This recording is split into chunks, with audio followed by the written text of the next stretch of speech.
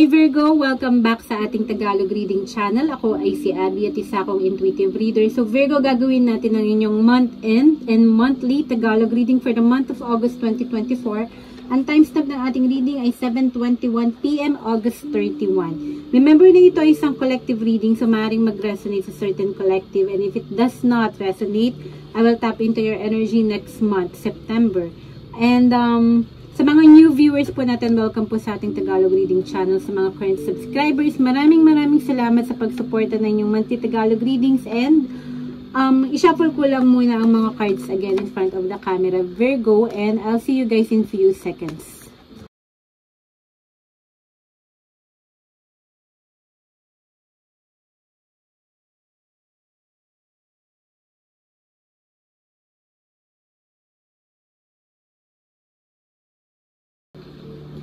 Hi, welcome back Virgo. So simulan na natin ang inyong month-end monthly Tagalog reading.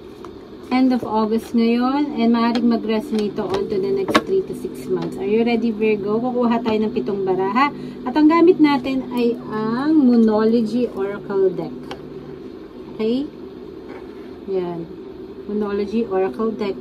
Alright. Position 1. Okay. Tanggalin lang natin ito.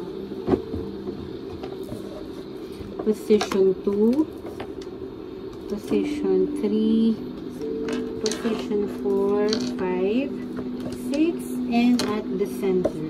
Okay, are you ready Virgo? Sa first position, nandito ang, wow, new moon in Sagittarius Virgo. So, new cycle to, bagong simula. Sa position 1, release card nyo, sa position 1, release card nyo, it only means na and since new moon to in Sagittarius is about fire, no? Fire is about parang action, to take charge. So, bago. It's about time to take action. So, ito yung bagay na medyo naging stagnant lately na kailangan natin gawin ngayon, no? For the month of August all the way to the next 6 months. Ang sabi, luck is on your side. Napakagandang omen to, Virgo, para sa inyo. So, wag kayo mag-hesitate na do something new that you've never done before because maaari tayong swertihin. Okay? Yun ang sinasabi dito. New moon in Sagittarius. This is something na parang interested tayong gawin. No? Medyo passionate tayo or curious tayo na simulan. So, wag tayong magtakot na baka hindi mag-succeed wag dating pangunahan. No? Kasi may kalakip doon na swerte ang buwan na to para sa inyo and on to the next 3 to 6 months. Kung ano man yung gusto nyong simulan, pag-ibig man yan, sa career man yan, okay, o something na idea or na gusto mong mag-materialize like bagong negosyo, okay, pwede rin to sa mga bagong simula sa buhay mo sa pamilya, okay. Now, sa bagay na kailangan mo namang pagpatuloy sa position number 2, Virgo, full moon naman. Full moon is masyadong maliwanag. Virgo, full moon in Aquarius. So, may Sagittarius ka a while back, new moon. Ngayon naman, full moon in Aquarius. Aquarius more on emotion, watery.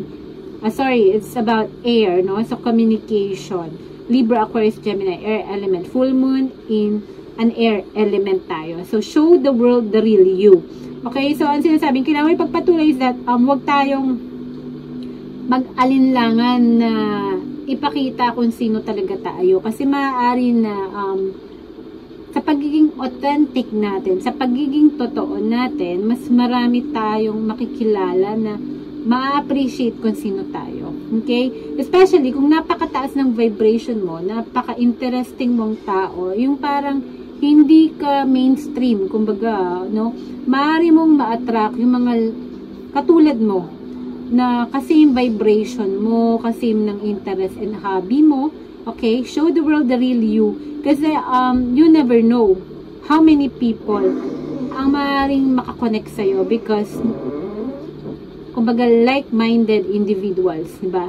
People na mag-share kayo ng same ng interest, same ng passion, and maaari rin na, you know, they're attracted lang simply for who you are. Yun yung point dito.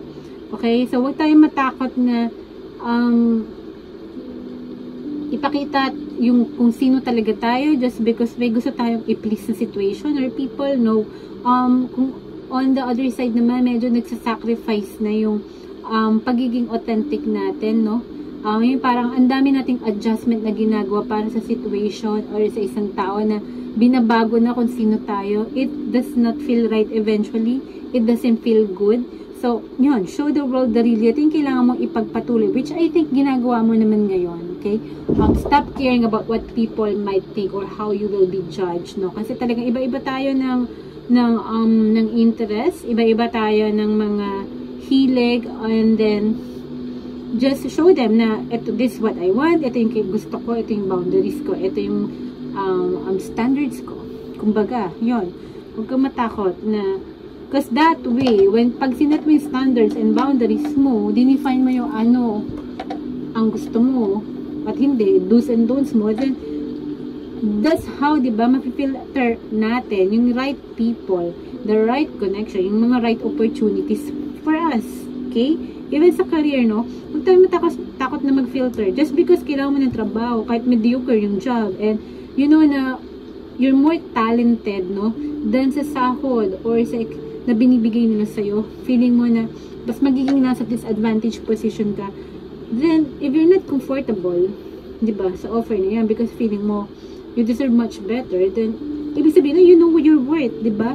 And you're not willing to parang sacrifice, no, yung whatever you can give para lang sa something na ang balik is not enough, diba? Sa kaya mong ibigay. Yun yung point dyan. Show the world the real you. Sa manifestation naman, Virgo, full moon na naman in Aries, fire sign again. So, bull, diba? Or ram, okay? So, meron kang Sagittarius and meron kang Aries at may Aquarius ka. Another fire sign, no? So, maaari may fire element ka sa natal chart mo, Virgo. So, sabi dito, a fiery climax approaches. So, okay, sa manifestation mo, finally, if you are trying to manifest something, nandun ka na sa point na, nandun ka na sa peak na maaari mong makuha ito. So near, yet so far. Okay, pwede rin it's so near na, maaari mo nang makamit.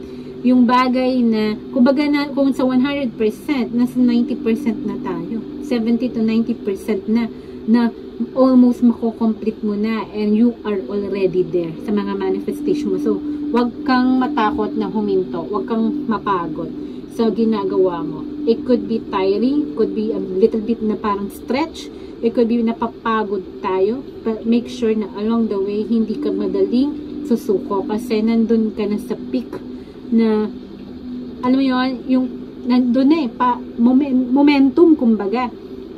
Okay, so no one or nothing can hold you back pa sa manifestation na yan, okay? Tuloy-tuloy mo lang, huwag kang mag-ground zero, huwag kang mag-spiral down sa mga bagay na gusto mong makamit, okay?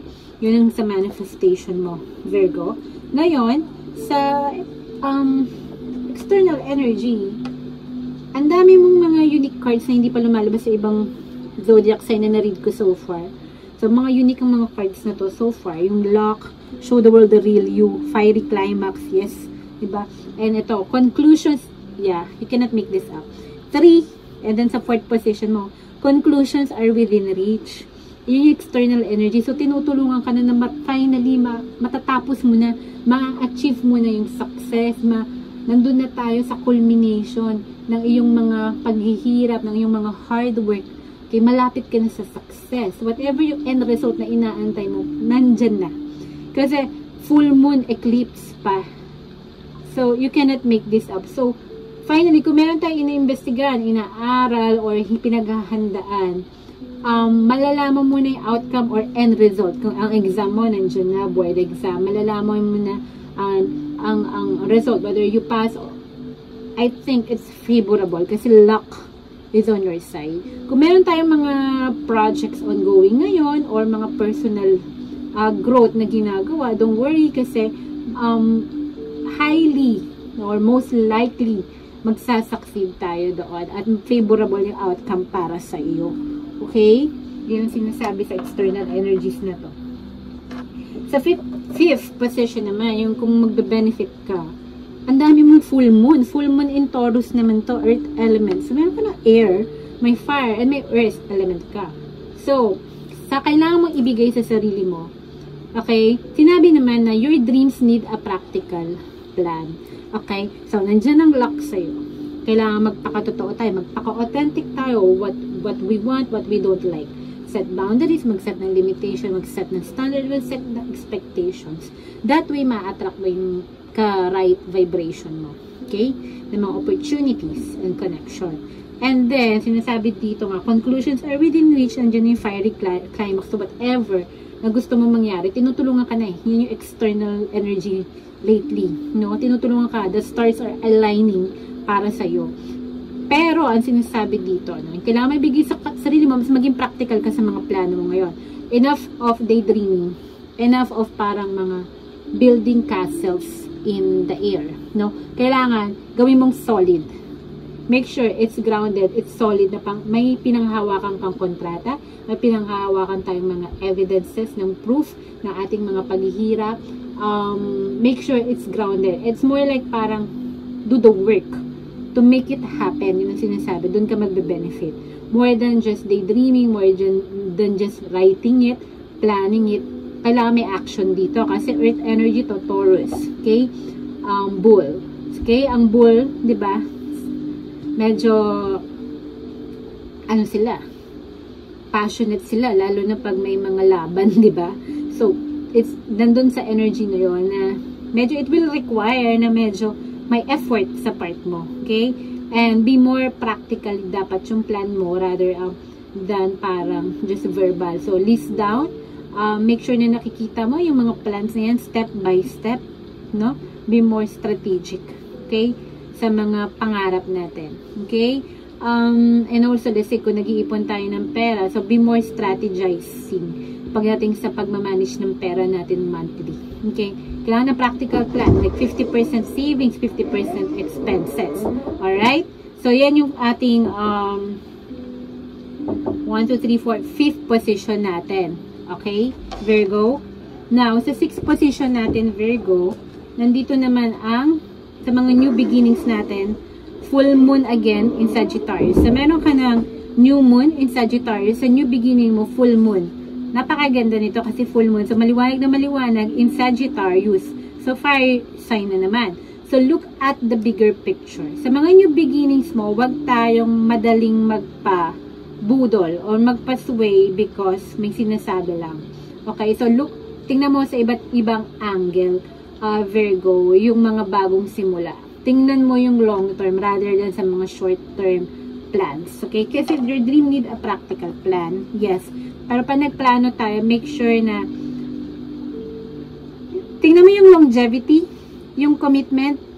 Okay? Yung plano, is it parang long term in the next 10 years, in the next 20 years? Hindi lang siya for the next 3 to 6 months. Kumbaga. Okay?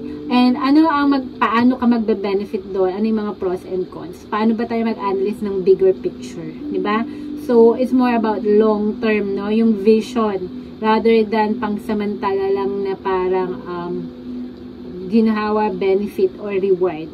Okay? Yun is more like an advice for you. So, sa mga bagong simula, bagong trabaho, bagong career, bagong business ventures or endeavors, think of it ahead, like 5 years ahead.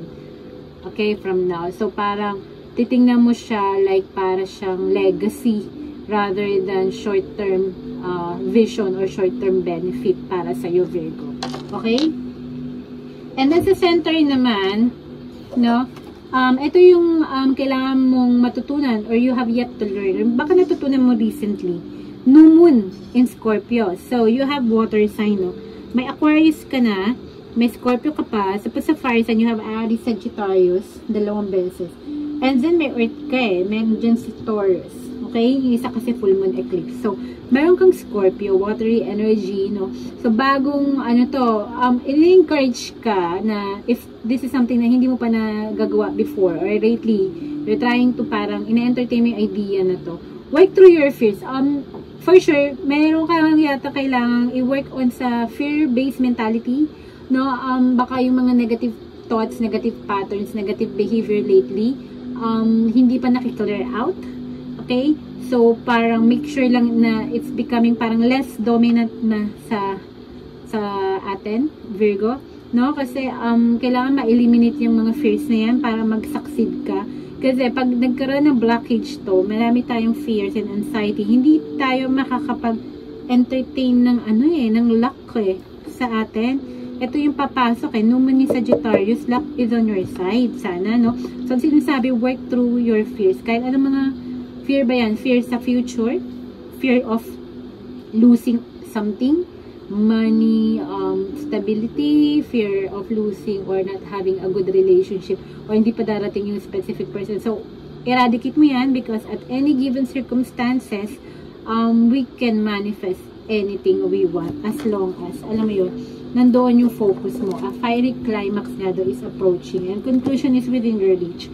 So, ang blockage dito is that try mo na itanggalin ang mga bagay na kinatatakutan mo. Okay? So, show the world who you really are. Ano yung standards mo? What makes you happy? What makes you, ano yung hinahanap mo sa isang commitment when it comes sa isang trabaho, sa isang relasyon. Okay? But be more practical about it. Hindi siya pwedeng puro promise, empty promises lamang. Okay? So, sana Virgo nag-resonate kayo dito. Titingnan nyo yung bigger picture. Okay? Yung sinasabi din. Part ng pagiging practical. Okay? So, sana Virgo nag-resonate kayo sa inyong month end or monthly Tagalog reading for the month of August. And if it doesn't resonate, I will tap into your energy next time. Take care, Virgo. Mahal ko kayo. And I'll see you guys on your next month reading. Bye!